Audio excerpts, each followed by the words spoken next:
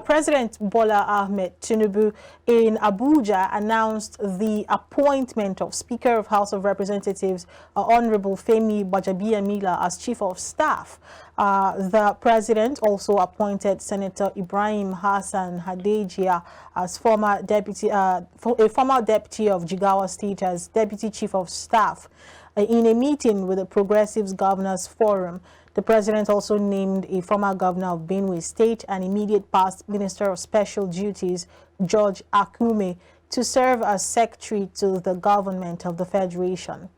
There are suggestions that the meeting, which marks the first official interaction between President Tinubu and the APC governors since his inauguration, may have as part of its agenda the selection of leaders for the National Assembly ministerial appointments, as well as the fuel issue, which is currently rocking the nation. And of course, to have this conversation with us this morning is Prince Adebola Adeniji Adele. Sorry if I mispronounced your name, sir. Please forgive me. We're looking at the Tinubu's appointments. We're making a review of the men that he has appointed into his cabinet. First of all, you're very welcome to our studios this morning. Thank you so much for your time. Thank you too for having me this morning. You're welcome. For a very long time.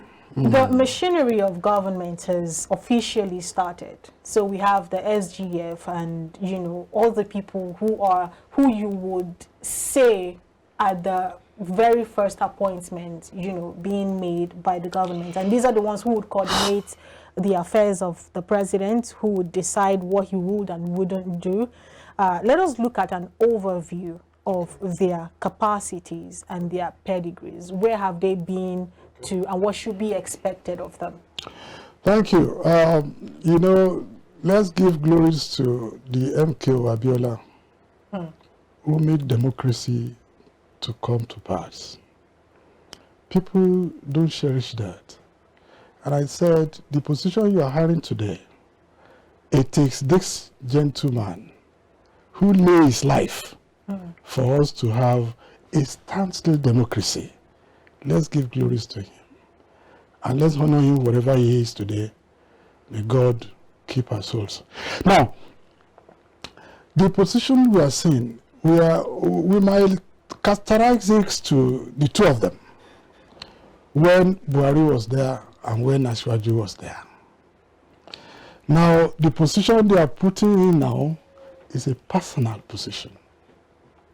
Personal position. There's nobody can integrate. Either you are cabal, either you are a person that you like mostly, that you can say, okay, Bola Ahmed Tinubu, I wanted to send somebody to you to be the chief of staff. We will not take that. So, we are now waiting for the ministerial positions that will go to the National Assembly. All these people you are talking about now are not going to the National Assembly for either interview or whatever. But the way it is now, it is a personal issue that somebody you know very, very well. As you said,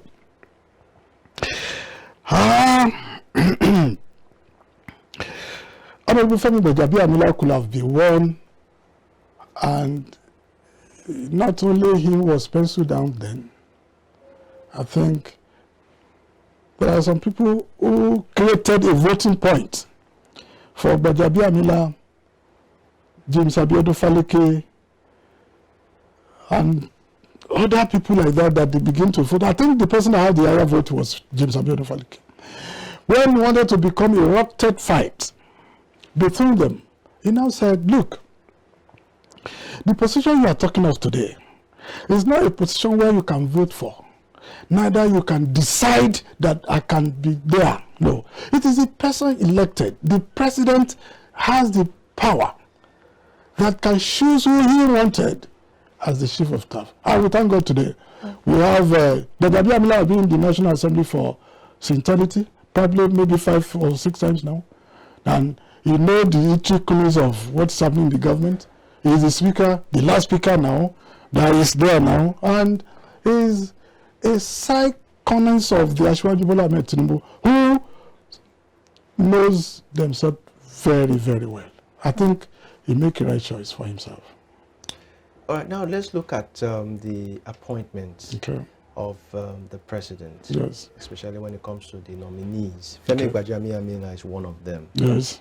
And this is a government who have always claimed, even right from his predecessor, I mean Buhari, to be fighting corruption. Okay. And looking at the pedigree of the person of Femi Gbajabiamila, yes, his history, especially with regards to when he was in the US. Okay. He was fined and convicted as alleged to have stolen a sum of $25,000 from a client. What would you say about that? Well, did you know that that one has come to the table also? The way you are reading it now, I think this case came to the table 5 years ago, even before he became speaker. And I think that one has been scratched out and has been dealt with. See, we are human beings. Somebody who I think he can never become the president of this country should be Bola Tinubu. Why do you say so? Okay, because of the alleged much.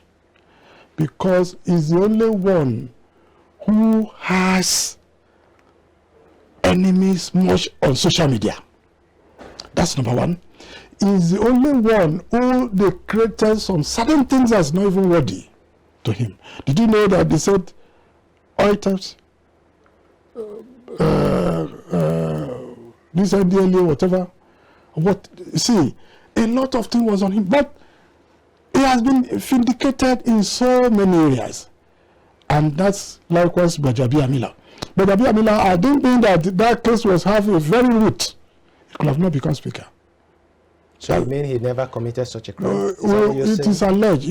As you said, it is alleged then, but I don't think the case has died before arrivals of he become anything in this country. That is the truth. So we want to look now. We'll look at what happened here. When he was the speaker, what happened? And that speakership was not only just few days, it's for 4 years. So let's holistically look at what surrounded him. And it is truly that he did that position very correctly, and it is firmly. That's what we should look at it now. Let's leave that. Let's leave that. All right, we're still looking at the pedigree and positions of this. Joshua Akume is a former governor of Benue State. Yes. And like Femi Gbajabiamila, of course, is public knowledge. He's a sitting speaker as we speak. No, he has gone. I want us to look at the presidency of Bola Tinubu. Yeah. We've had situations where people around former presidents of Nigeria has been, called rubber stamps. These people almost just sign off whatever the president says. But we've had these men in serving capacities before, where I want to believe that, for whatever work they had done in the past, that is what makes them deserving of these new positions. Do you see them worthy of being in these key positions? Well, I will differ a little now this morning. Buhari is a military man. Before retired and jumped into democracies and says he's been a political party. His attitude, his behavior, sometimes it shows that he's still a khaki man. Yes. We see that is the element of the veins, that little blood on him still seems that he's a military man. But you can't compare that with Bola Tinubu, who is a purely civil person, an accountant for that matter. Works as maybe where it's most expensive area you think he can be.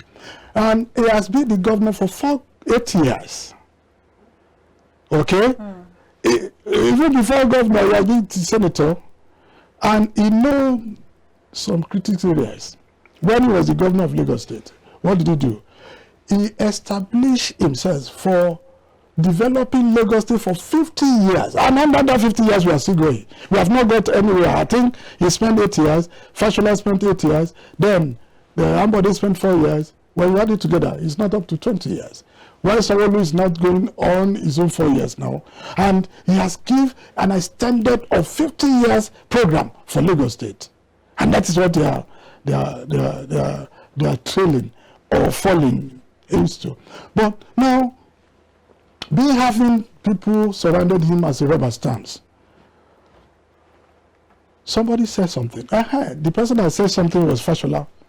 He said, I'm just praying that those who wanted to work with Bola Tinubu should tell their family that I'm not going to be around until this tenure expires. He said, why? He said, Tinubu always work in the midnight.